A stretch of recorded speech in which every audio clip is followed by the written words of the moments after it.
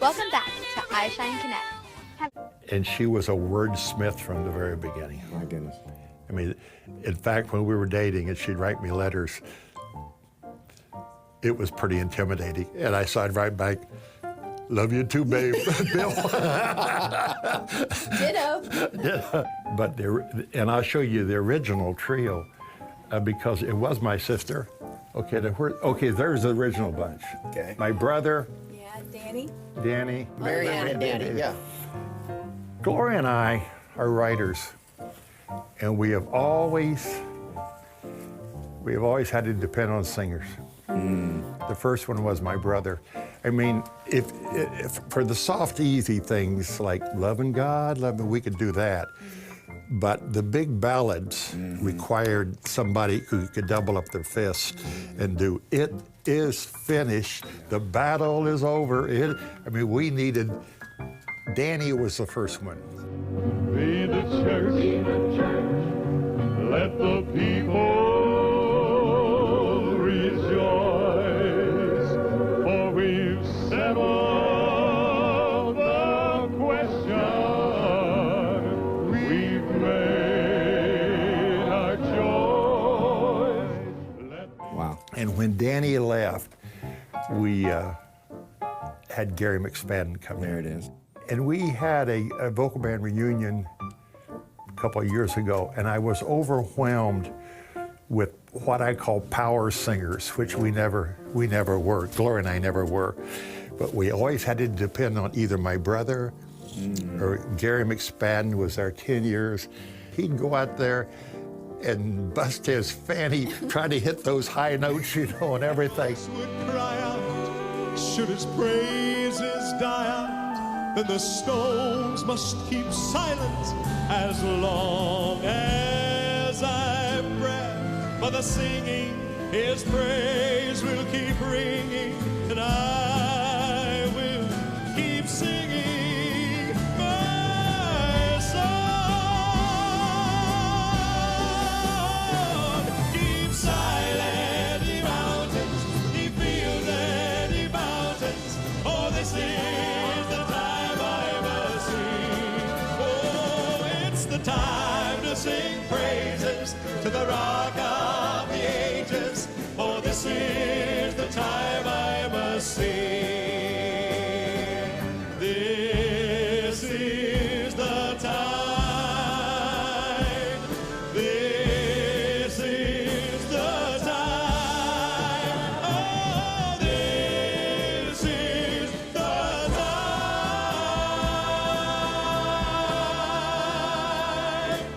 I must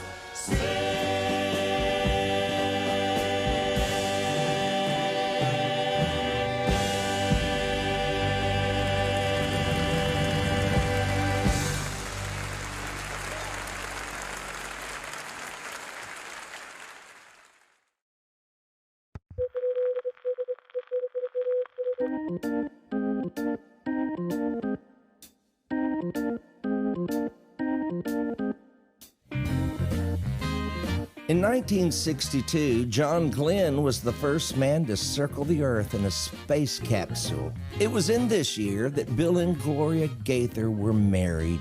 A few years later, the Ford Motor Company would introduce their ever-popular Mustang, and the Gaither Trio were performing at churches around the country when one reluctant member was added.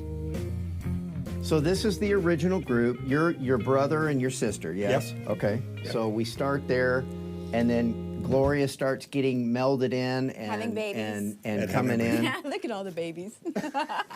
I love it. I met Gloria at the school where I was teaching, and I had written some songs before I met her. We call those BG tunes before Gloria. I said, "Don't forget, honey, I wrote that." Now, in all fairness, I know, and everybody who's watching knows, that I wouldn't have lasted this long had I just been pulling from my well. We got married in '62. Two explosive, artistic, young people who had great ideas, and sometimes they worked and sometimes they didn't, and an interesting marriage for 60 years. You know, for gospel singers, you know whether or not people love you or not when you go out to the record table. We were in a rally one night, we sang, and afterwards, we had a few people at our table buying sheet music, but nobody was buying our record. Nobody wanted to hear us sing those songs the way I guess we were doing it. The next week, I said to Gloria, I said, honey, you're gonna have to sing with this, because we were going to a very good church, and I knew it was a pretty sharp church. And I said, you've got to sing with this. She said, honey, I'm not a singer. I said, I know you're not, but you're pretty. And you're my wife. Somebody. And you're my wife, and at least you talk on pitch. And I'll never forget, we started out with the Henry and Hazel Slaughter tune, I'll never love him better than today. I've never loved him better than today. And I said, when she got done, I said, honey, go pray. Have you heard Gloria pray? Yes, I have. She prayed. I don't think anybody knew what else happened the rest of the night.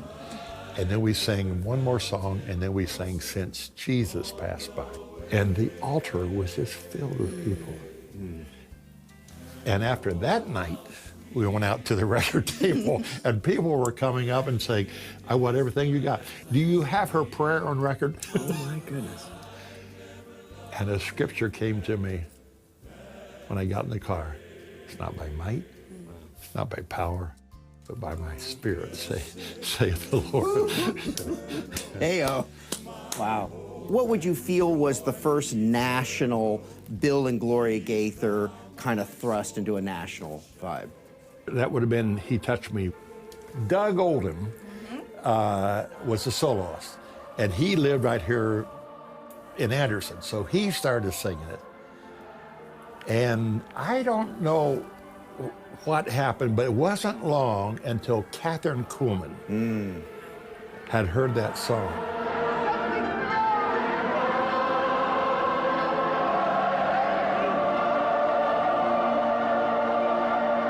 And people started Hearing that song nationally.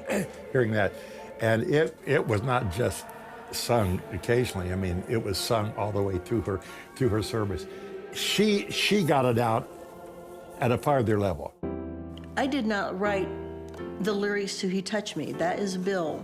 He was playing the piano for Doug Oldham. On the way home, Dale Oldham is Doug's dad. Dale said to Bill, Bill, you should write a song with the word touch in it. People need to be touched, and there's something about knowing that the God of the universe would touch you. He said, you should write a song that says, He touched me, oh, He touched me. And that's where it came from. That was Saturday night. They got home late. We got up the next morning. We were getting ready for church. And Bill's messing with this melody in the other room, and he called me in there. He said, listen to this. He said, Dale told me that I should write a song about the touch of God on your life. And so he just said the chorus, He touched me, oh, He touched me, and oh, the joy that floods my soul.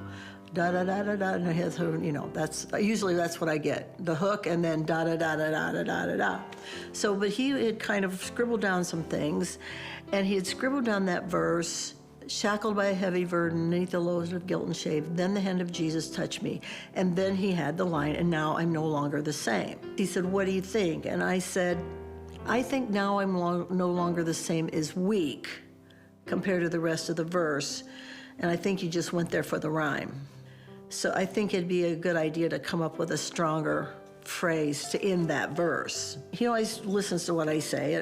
He didn't have any negative feeling about it. He said, I think I'll keep that line. I said, well, you know, it's good. I just didn't feel like it was quite as strong.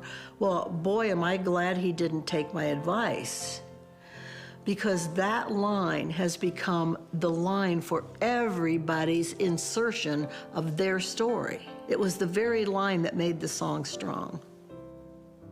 So I'm here to say I was wrong about that. It's an indistinct line. How are you no longer the same? How are you no longer the same? How are you no longer the same? So the very line I wanted him to change gave people the excuse to insert their own story. I think he touched me. The magic of his touch me was that he did not listen to me on that line. It gave you a chance to insert your story.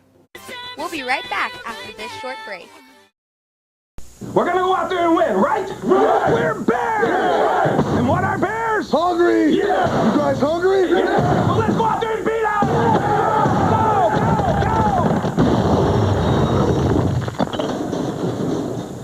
go, go! Oops. Spotting the hungriest player is easier than you think. Go to Snickers.com and vote for the Snickers Hungriest Player of the Game. Each week you could win a free Snickers bar or even a trip to the Super Bowl. Hey, how'd you guys get in here? Hungry? Grab a Snickers.